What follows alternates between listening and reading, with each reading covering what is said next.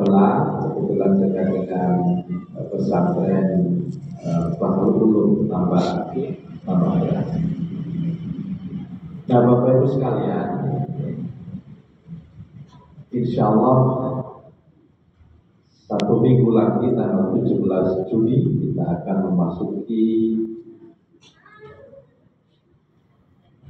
Hari Raya Idul Adha atau Hari Raya Kurban. Sesuai dengan maklumat pimpinan Pusat Muhammadiyah sudah ditetapkan tanggal 17 Juni dan pemerintah juga sama tanggal 17 Juni yang mungkin ini berbeda dengan pemerintah Arab Saudi. Karena Arab Saudi 10 Zulhijjah itu tanggal 16 Juni. Saya kira tidak ada persoalan karena yang matlahnya yang berbeda. Jadi garis bujur kita dengan Arab Saudi itu berbeda. Yang tentu mesti ada selisih. Nah, mungkin tahun depan karena yang dipakai sudah bukan bisa hakiki wujud hilal, tetapi kalender Hijriah ya, tunggal global tunggal ya, patokannya sudah bukan di atas 0 derajat, tetapi sudah meningkat menjadi 5 derajat. Akan sangat mungkin kita nanti itu akan sering sama dengan Arab Saudi. Jadi karena memang ya itulah fikir itu mesti akan dinamis. Tapi syariatnya mesti akan tetap sama, tetapi fikir itu dinamis sehingga pada zaman Kiai Tafan kemudian adanya era majelis taksih dan mungkin sekarang akan bisa berbeda pemahaman dalam penentuan awal bulan Hijriah. Nah, Bapak Ibu sekalian, satu surat yang sering kita hafalkan dan insya Allah terkait dengan ibadah kurban adalah surat Al-Kautsar. Dan nanti mungkin saya kaitkan dengan kenapa Muhammadiyah ini bisa hidup panjang sampai berusia hampir 112 tahun. A'udzubillahi minasyaitonir rajim. Inna a'tainakal kautsar fasholli li rabbika wanhar inna syani'aka wal abtar. Nah, inna a'toina kalau kautsar. Jadi para mufasir itu sesungguhnya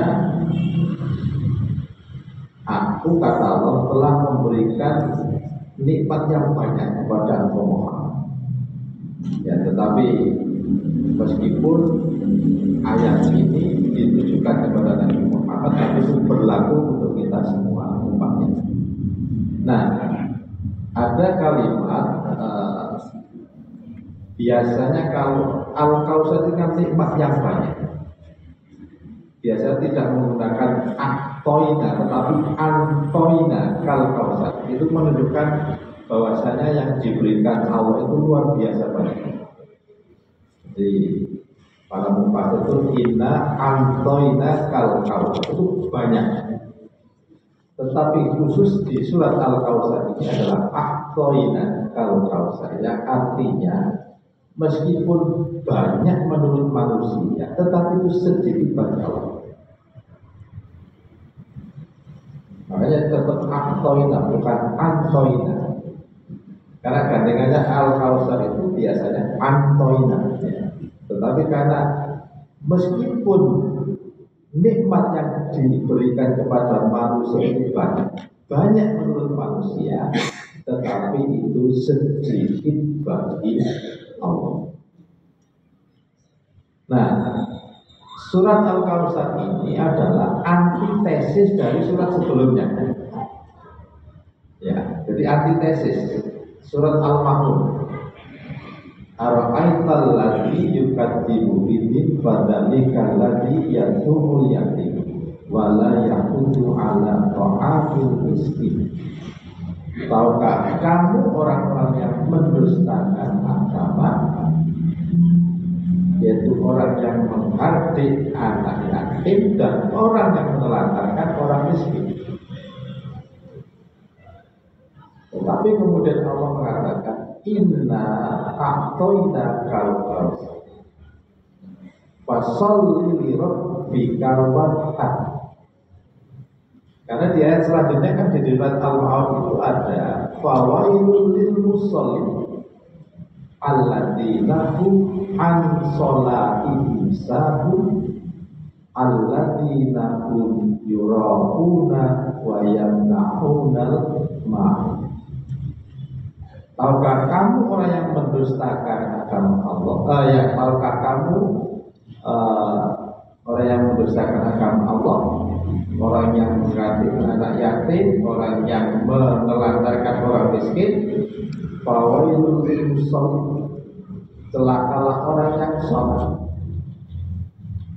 Alladzina hum an sholatihim sahun, orang yang sholat tapi sebenarnya dia lupa dengan hakikat sholat.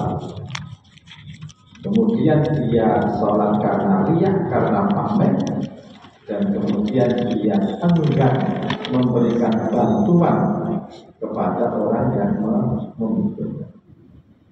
Nah, maka Allah kemudian di surat Al-Kautsar inna a'toina kal-kautsar, sesungguhnya aku telah memberikan kepada engkau Muhammad, kepada manusia itu nikmat yang banyak. Kalau kemudian tadi di surat Al-Ma'un niat sholat kita adalah karena riya, ya, karena riya, maka Allah katakan dalam surat Al-Kautsar antitesisnya adalah fasholli li rabbik, sholatlah kamu karena Allah, sholatlah kamu bukan karena pamer. Nah kemudian dengan enggan memberikan bantuan kepada orang lain, maka kata Allah wanhar, dan berkorban. Jadi ini luar biasa urutannya antara surat Al-Ma'un dengan surat Al-Kautsar. Antitesis. Bagaimana Allah menggambarkan orang-orang yang bakhil, bagaimana Allah menggambarkan orang-orang yang berjin. Nah kemudian Allah memberikan gambaran, kalau kamu diberikan nikmat oleh Allah, maka sholatlah sebagai apa? Sebagai rasa syukur kita kepada Allah. Jadi kita sholat ini sebagai rasa syukur kita kepada Allah. Fasholli li rabbik, karena Allah, dan kemudian infakkan sebagian harta yang telah Allah berikan kepada kamu untuk berkorban. Jangan sampai harta kita ini kemudian menjadi ujian bagi kita. Dalam surat Al-Munafiqun itu kan sangat jelas. Orang-orang yang bakhil, orang-orang yang mendustakan agama karena kebakilannya nanti, itu dia akan merasa betul. Dia akan menyesal. Dalam surat Al-Munafiqun kan Allah mengatakan, ya ayyuhalladzina amanu la tulhikum amwalukum wala auladukum an dzikrillah wa may yaf'al dzalika fa ulaika humul khasirun. Wahai orang-orang yang beriman, janganlah harta kamu, janganlah anak-anak kamu menyebabkan kamu lupa kepada Allah. An-dzikrillah, lupa kepada Allah. Wa may yaf'al dzalika fa ulaika humul khasirun. Siapa yang berbuat demikian, ya, karena terlalu sayang pada anaknya, terlalu sayang pada hartanya, maka mereka termasuk orang-orang yang bumi. Tetapi ayat selanjutnya wa anfiqu mimma razaqnakum min qabli ayyatiya ahadakumul maut fayaqula rabbi laula akhartani ila ajalin qarib fa asaddaqa wa akum minas sholihin. Dan infakkanlah sebagian harta yang telah aku berikan kepada kamu sebelum datang kematian kepada kamu, supaya kamu nanti tidak menyesal. Jadi orang-orang yang dalam keadaan sakaratul maut dan sebelumnya dia bakhil, sebelumnya dia medit, sebelumnya dia mendustakan agama, mengganti anak yatim, menelantarkan orang miskin, enggan membantu orang lain yang membutuhkan, maka dia akan mengatakan fayaqula rabbi laula akhartani ila ajalin qarib. Wahai Tuhan kami, kembalikanlah aku ke dunia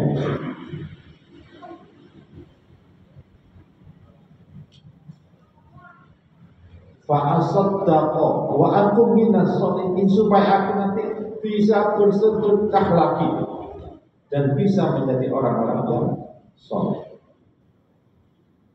Ini penyesalan yang luar biasa. Orang yang bakhil, orang yang medit, orang yang enggan berkorban, ya. Kemudian dia kalau sudah sakaratul maut datang, maka dia akan apa istilahnya ngerpok. Dia merayu Allah supaya dikembalikan lagi ke dunia. Tetapi apa kata Allah? Menurut bahasa Tuhan adalah imut awam. Maka Allah mengatakan wala yu'akhirallahu nafsan idza jaa ajaluha wallahu khabirun bima ta'malun. Bila sudah datang kematian kepada kamu, maka tidak akan bisa ditunda. Wallahu khabirun bima ta'malun. Sesungguhnya Allah mengetahui apa yang kamu kerjakan. Ini Allah sudah mengingatkan. Maka inna a'tainaka al-kautsar fasholli li rabbika wanhar. Allah telah memberikan nikmat yang banyak kepada kita. Maka sholatlah karena Allah dan berkorbanlah sebagai rasa syukur kita terhadap nikmat yang telah diberikan oleh Allah kepada kita, supaya nanti kita tidak akan menyesal ketika sakaratul maut sudah dihadapkan. Nah, Bapak Ibu yang berbahagia, apa kaitannya dengan persyarikatan Muhammadiyah yang bisa berusia hampir 112 tahun? Ada 3 hal.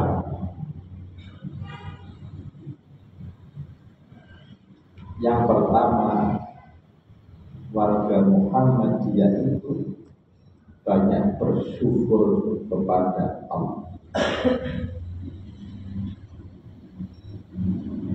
Ini yang kemudian menjadi awal. Dan kita bersyukur sebagai warga Muhammadiyah. Orang Muhammadiyah itu kalau disuruh infak, insya Allah entengan. Orang Muhammadiyah itu kalau ada masjid dibangun, ada amal usaha lain dibangun, insya Allah enteng untuk mengeluarkan uangnya. Dan inilah yang kemudian menjadikan Muhammadiyah berumur panjang. Karena Allah katakan la in zakartum la azidannakum wa la in kafartum inna adzabillahi syadid. Jikalau kamu bersyukur terhadap nikmatku, Allah pasti akan tambah, akan aku ganti dan akan aku tambah jumlahnya. Wala in kafartum inna adzabi lasyadid, sesungguhnya kalau kamu kufur terhadap nikmatku sesungguhnya aku sangat pedih. Jadi dan warga Muhammadiyah tipikal seperti itu.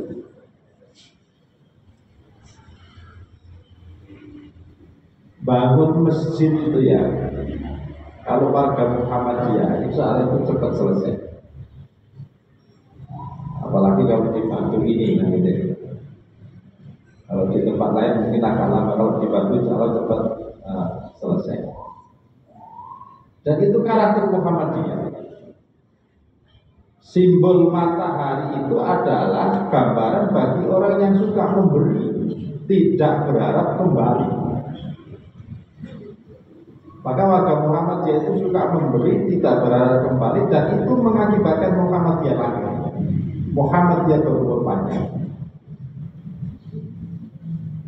Dan warga Muhammadiyah tahu apa yang dia keluarkan itu sebagai bentuk rasa syukur terhadap nikmat yang telah diberikan oleh Allah kepada kita.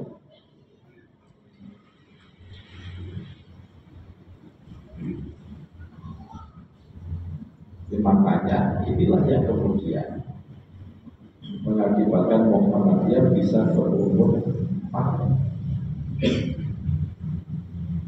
Dia sadar betul. Kalau Bapak Ibu sekalian, saya di Jombang itu ya Muhammad itu minoritas. Di desa saya itu hanya punya amal usaha yang namanya Madrasah Ibtidaiyah dan Madrasah Sanawiyah. Di sekolah yang kita punya itu ada satu mesin Muhammadiyah.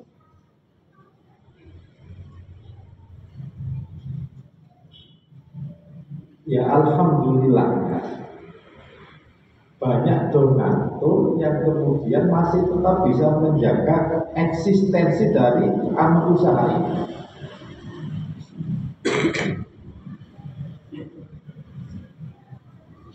Warga Muhammadiyah di desa itu minoritas, tetapi tidak ingin kemudian amal usahanya itu menjadi ambruk, tidak. Kalau pas panen padi, kalau pas panen jagung, maka dia sisihkan sebagian hartanya untuk menjaga eksistensi amal usaha.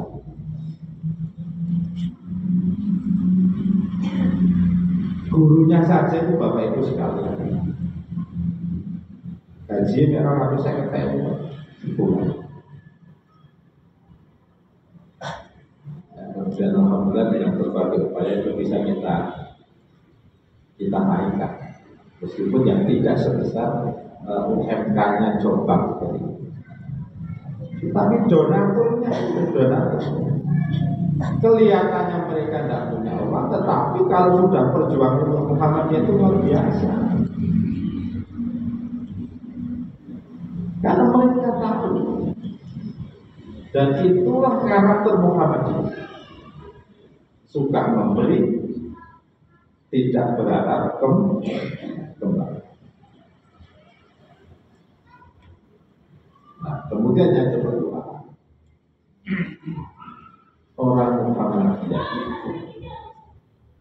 itu ikhlas.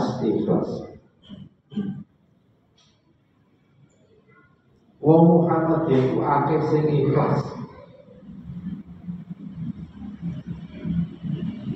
Terutama guru-guru yang ngajar-ngajar di sekolah.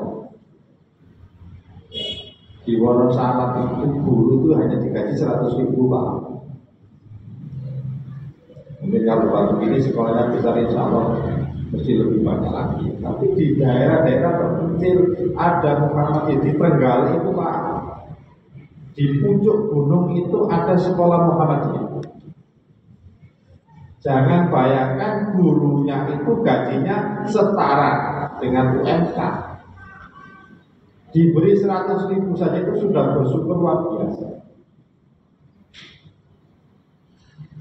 Dan ketika ada acara milad Muhammadiyah yang ke-100 di Jombang, kebetulan yang ada dari NU, dari LDI, semuanya bisa sampaikan. Pimpinan Muhammadiyah itu tidak pernah digaji.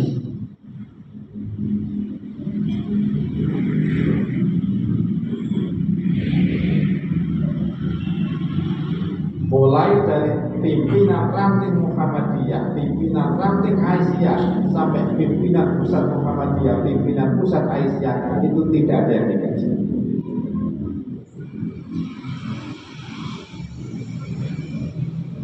Semuanya dilakukan karena keikhlasan.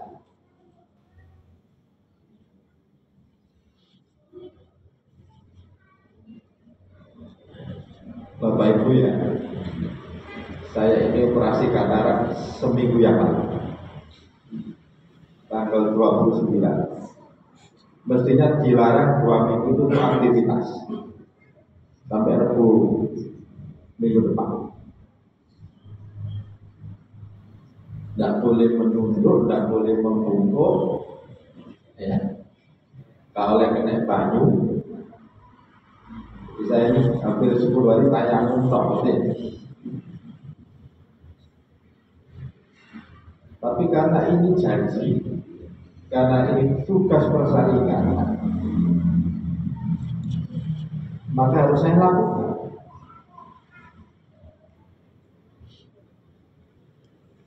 Jadi yang kiri ini, kalau yang kanan ini sudah retina apa? Ketua ablasi retina. Jadi yang kanan ini agak kurang jelas saya. Yang kiri hanya mengandalkan satu mata. 29 dioperasi katarak. 2 kali gagal operasi karena tekanan. Saya takut juga itu operasi. Akhirnya dioperasi di GBPT RSUD Dr. Sutomo tanggal 29, pakai anestesi total, general anestesi. Dok, jangan banyak aktivitas, tapi ini tak lakukan. Saya lakukan, saya datang tempat. Kemarin saya ngisi di Brigjen Suri. Hari ini tidak acara, tapi saya yakin, insya Allah dengan keikhlasan kita, keikhlasan saya datang, akan ada keberkahan dan mata saya akan cepat sembuh. Itu seperti itu. Itu keyakinan. Apalagi saya sudah punya utang membantu ini. Itu bulan Maret ya mestinya. Tapi saya nggak bisa hadir. Maka tanggung jawab saya ini luar biasa. Maka saya harus datang ke sana. Tempat berangkat, ya alhamdulillah sebelum jam 6 sudah sampai di. Mestinya enak-enak Pak Lore, Pak mari operasi ya. Enggak. Ya itu karena kita ini sudah panggilan. Dan itulah keikhlasan yang harus kita lakukan. Bahkan Rabu itu saya sudah ke Jakarta Bapak Ibu sekalian, karena ada tugas dari Pak Menko PMK. Terus gak peduli loh, ya gak apa-apa, yang penting bahwa ini demi Muhammadiyah. Nah inilah yang saya kira, yang karakter seperti ini banyak dimiliki oleh warga Muhammadiyah. Keikhlasan, terutama para pengelola amal usaha di bidang pendidikan, guru-guru TK, guru-guru SD Muhammadiyah, itu banyak yang gajinya di bawahnya. Tetapi apa yang membuat kita yakin? Allah kan mengatakan, kita ini harus pahami yang namanya paradigma rezeki itu. Selama ini kita pahami begini, bekerja itu adalah satu-satunya yang mendatangkan rezeki. Padahal itu tidak seperti itu Quran. Paradigma rezeki yang benar itu adalah bekerja itu salah satu saja yang mendatangkan rezeki. Jadi bekerja itu hanya salah satu yang mendatangkan rezeki. Kenapa demikian? Allah katakan, wa may yattaqillaha yaj'al lahu makhraja wa yarzuqhu min haitsu la yahtasib. Barang siapa yang bertakwa kepada Allah, akan aku berikan jalan keluar dari kesulitan dan akan aku berikan rezeki yang tidak pernah disangka-sangka dari mana datangnya.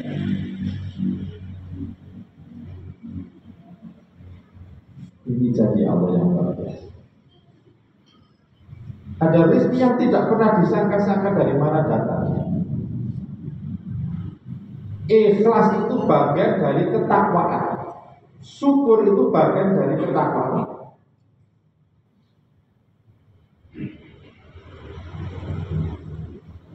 Maka Allah mengatakan, wa yarzuqhu min haitsu la yahtasib. Inilah matematikanya Allah yang berbeda dengan matematikanya manusia. Ada tukang tukang becak pergi haji. Ada marbot mesin pergi haji, pergi umroh. Itu kalau dihitung dengan matematikanya manusia tidak akan bisa. Tetapi matematikanya Allah akan berbeda.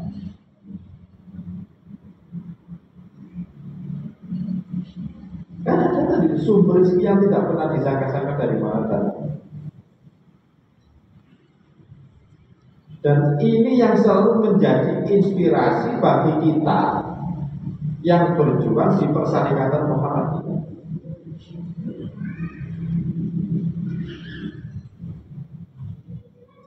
Dalam ayat lain Allah katakan, wa may yattaqillaha yaj'al lahu min amrihi yusra. Barang siapa yang bertakwa pada Allah, akan aku mudahkan segala urusannya. Akan aku mudahkan segala urusan. Urusan apa saja Bapak Ibu sekalian.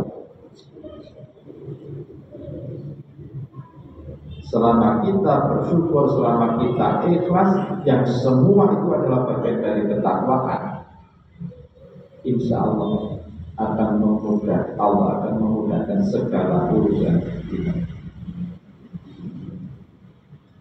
Makanya kadang-kadang mohon maaf Bapak Ibu sekalian, banyak putra putri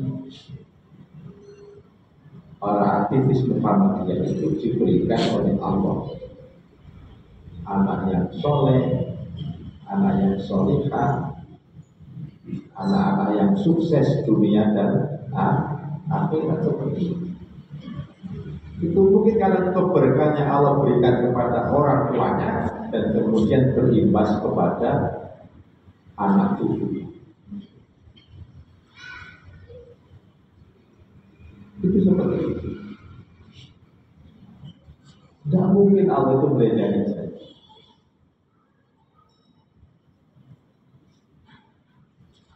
Maka kita juga diingatkan oleh Allah dalam surat Fussilat ini.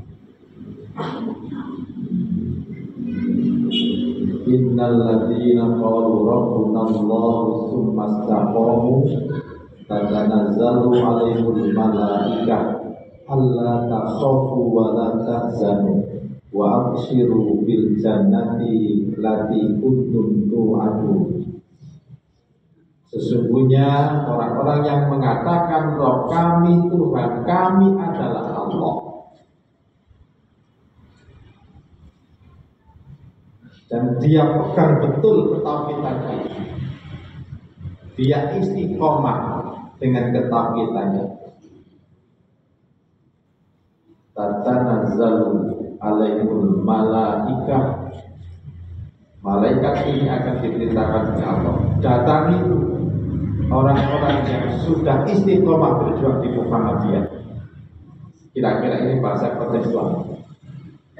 Dengan ala takhafu wa la tahzanu, jangan kamu takut, jangan kamu gelisah.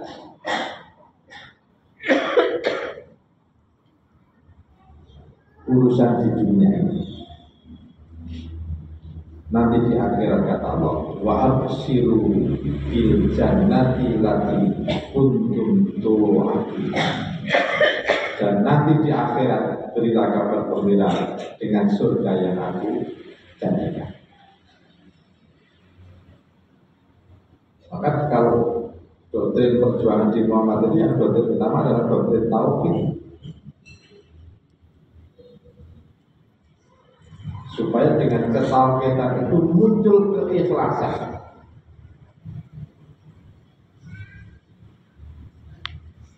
Kalau orang ikhlas itu, orang supaya bersyukur itu, insya Allah mau mengeluarkan uang berapa saja itu tidak akan menjadi persoalan. Karena dia yakin apa yang dia infakkan, apa yang dia sedekahkan itu bagian rasa syukurnya, dan Allah akan mengganti dan melipat gandakan juga.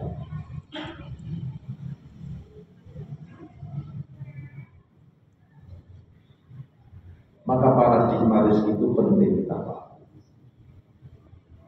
Maka kadang jangan sampai kita ini wongnya nyambut baik supaya duitnya akeh itu ya.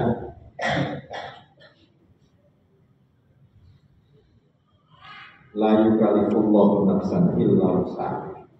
Allah tidak menetapkan sebuah kewajiban pada seseorang kecuali yang kuat untuk sesuai dengan kemampuan. Jadi tidak mungkin kita bekerja terus menerus. Nah, tapi jangan begini ya, kemudian Pak itu 9 naga itu kan kaya karena kerja terus Pak. Berkah dan istidrot itu beda. Ya, keberkahan dengan istidrot itu beda. Dilulu, digonggong itu orang kafir itu semuanya akan diberikan oleh Allah yang kaya. Meskipun dia tidak berinfak akan diberikan oleh Allah.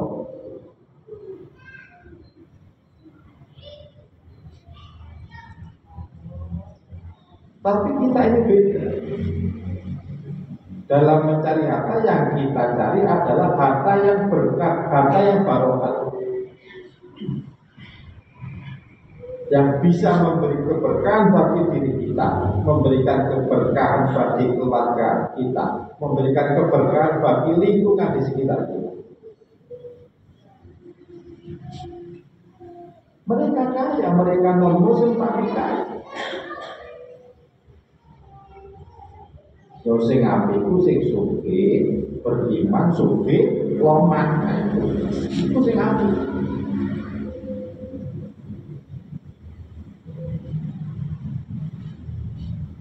Sugih, gak beriman, loman, ya untuk api gitu ya. Tapi ada wis sugih, gak beriman, medit bisa lah teman. Jadi seperti itu.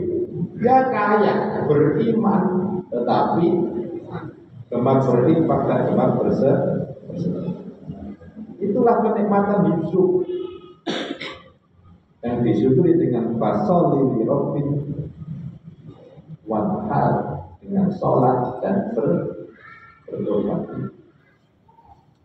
Maka keikhlasan itulah Bapak Ibu sekalian yang kemudian membuat Muhammadiyah ini menjadi panjang. Warganya ini Bapak Ibu insya Allah kategori sebagai orang-orang yang ikhlas.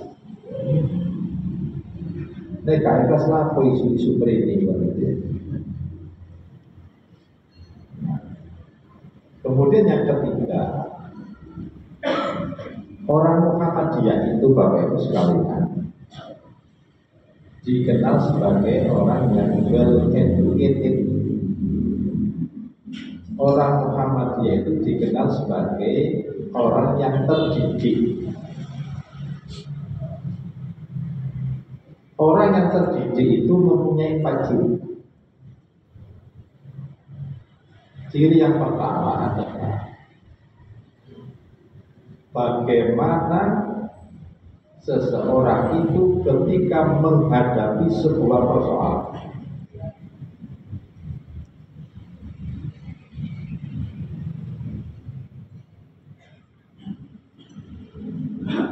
Kalau dihadapkan pada sebuah persoalan, apakah orang itu how to solve the problem? bagaimana dia mencari solusi dari permasalahan itu, atau how to create the new problem.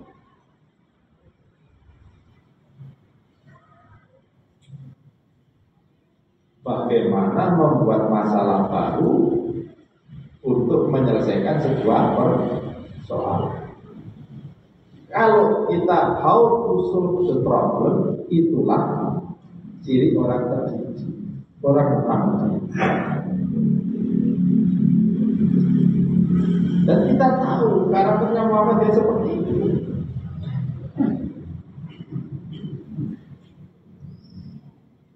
Kalau ada persoalan mesti akan segera dicarikan solusi. Bukan kemudian membuat masalah yang baru untuk menyelesaikan persoalan. Tapi kalau kemudian ada orang ketika menghadapi persoalan menyelesaikan masalah tapi dengan masalah baru, nah itu bukan orang terdidik, bukan orang yang well educated.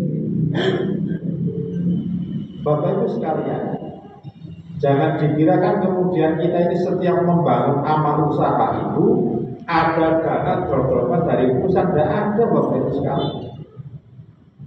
Mesti panitia yang di sini ini yang disuruh untuk mencari dana sendiri. Sampai entek kurang, entek ngambil kurang boleh kan begitu. Ya tetapi itulah karakter yang harus dimiliki oleh orang Muhammadiyah, mencari solusi dari setiap permasalahan yang dihadapi supaya dia tetap eksis. UMM itu bisa sebesar seperti itu bukan kemudian karena drop-dropan dari pusat, tapi para pengelolanya yang hebat-hebat ketika dihadapkan pada persoalan, dia mencari solusi dari persoalan itu.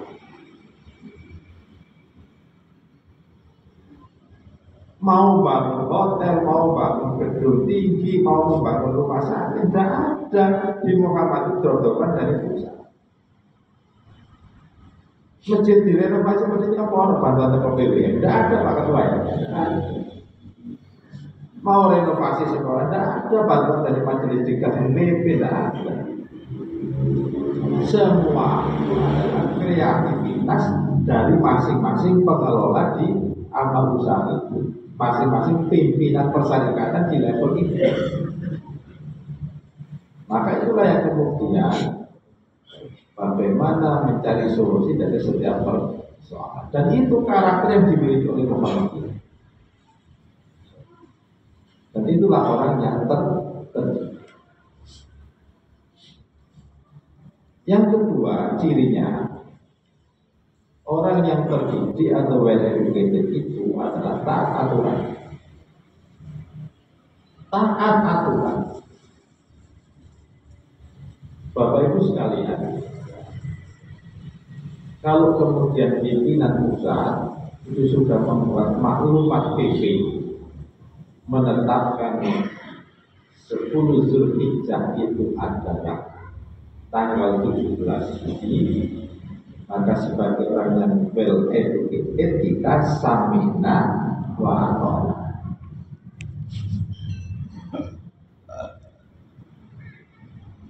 Kamu usah bilang Arab Saudi Pak. Jadi yo ini itu Fitri Bel Muhammadiyah, tapi ini itu lah kan baru Arab Saudi ya kadang-kadang begitu. Sudah. Karena tadi matanya beda, waktu sholatnya kan beda. Selisihnya 4 jam. Di sana mungkin mendekati subuh kan ya, bedanya gitu. Kita sudah jam 7. Tidak sama. Maka sami tawa itu adalah orang yang beretik. Arafah, puasa Arafah tanggal 16 dari Ahad 10 Zulhijjah. Pokoknya Muhammad itu mesti taat, termasuk aturan mungkin yang ada di kehidupan di lingkungan sekitar kita. Aturan pemerintah, aturan RW, aturan camat, itu kita semuanya harus Nah, selama tidak bertentangan dengan agama kita, tidak melanggar hati kita. Yang ketiga, ciri orang yang baik itu, ciri orang Muhammad itu adalah efisien ketika menyelesaikan sebuah permasalahan. Makanya di Muhammad itu nggak ada istilah nyokok itu nggak ada. Supaya cepat kemudian pakai uang apa? Uang siluman, pokoknya kita sesuai aturan dan kita upayakan kalau ada persoalan itu diselesaikan secepatnya, tidak diolok-olok dan tidak membutuhkan dana yang besar.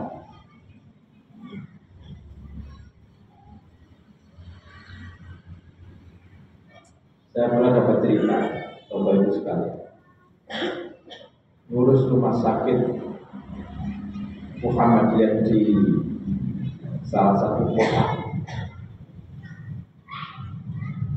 Hanya untuk izin operasional itu Muhammadiyah dipaksa untuk membayar 500 miliar. Tapi tidak usah saya sebut.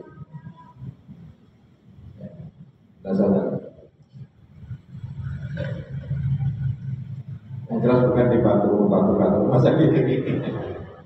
Ada di salah satu deretannya Malang Selatan ini ke barat untuk mengurus sebuah izin rumah sakit Muhammadiyah itu PDM-nya diminta membayar 500 juta setengah miliar. Tapi alhamdulillah kualat kepada Muhammadiyah. Muhammadiyah ini mati Bapak Ibu sekalian. Makanya hati-hati itu kalau saya itu gitu. Bukan syirik bukan, tapi memang seperti itu. Coba nanti kalau di pusat apa, pokoknya jenenge menyakiti Muhammadiyah itu mesti akan ada timbal baliknya. Ngomong PSI luar biasa. Jadi seperti itu kok kayak malah di Muhammadiyah ya sudah mesti akan ada timbal balik. Jadi efisien Bapak Ibu sekalian. Nah yang keempat, orang Muhammad itu disiplin. Orang yang well educated itu disiplin. Karena dia paham betul dengan teologi wal asli. Demi waktu itu adalah sangat coba kegiatan-kegiatan rapat-rapat di Muhammadiyah, insya Allah itu bisa dilakukan dengan tepat. Nah, 3 hal inilah Bapak Ibu sekalian yang mengakibatkan Muhammadiyah bisa berumur hampir 120 tahun. Dan insya Allah ini akan sampai terus-menerus, kemudian mungkin ada 2 abad, 3 abad, bahkan mungkin Muhammadiyah akan bertahan sampai hari kiamat. Karena ada rasa syukur, karena ada keikhlasan, dan banyak dihuni oleh orang-orang yang well educated dengan 4 karakter tadi. Bagaimana melihat persoalan, taat aturan, efisien, dan kemudian disiplin. Nah, Bapak Ibu sekalian, mudah-mudahan yang sedikit ini bisa menjadi motivasi bagi kita yang belum merasa bersyukur atau belum mengeluarkan sebagian hartanya untuk berkorban. Mudah-mudahan dengan materi ini bisa memotivasi Bapak Ibu sekalian untuk segera mengeluarkan sebagian data untuk berkorban. Demikian kurang lebihnya mohon dimaafkan karena masih ada kegiatan lain Pak untuk lagi. Kita ada tanya jawab ya? Tidak ada ya? Oke. Baik, saya kira itu Bapak Ibu sekalian, mudah-mudahan bermanfaat, kurang lebihnya mohon dimaafkan. Ini kalau bahasa Surabaya kuku Patnawono Kromo, kuku santen persan klopo, melalui Patnawono Ngapuro, cekap semanten akur kamu. Nasrul minallah wa rahmatullahi wa barakatuh. Wassalamualaikum warahmatullahi wabarakatuh. Waalaikumsalam warahmatullahi wabarakatuh.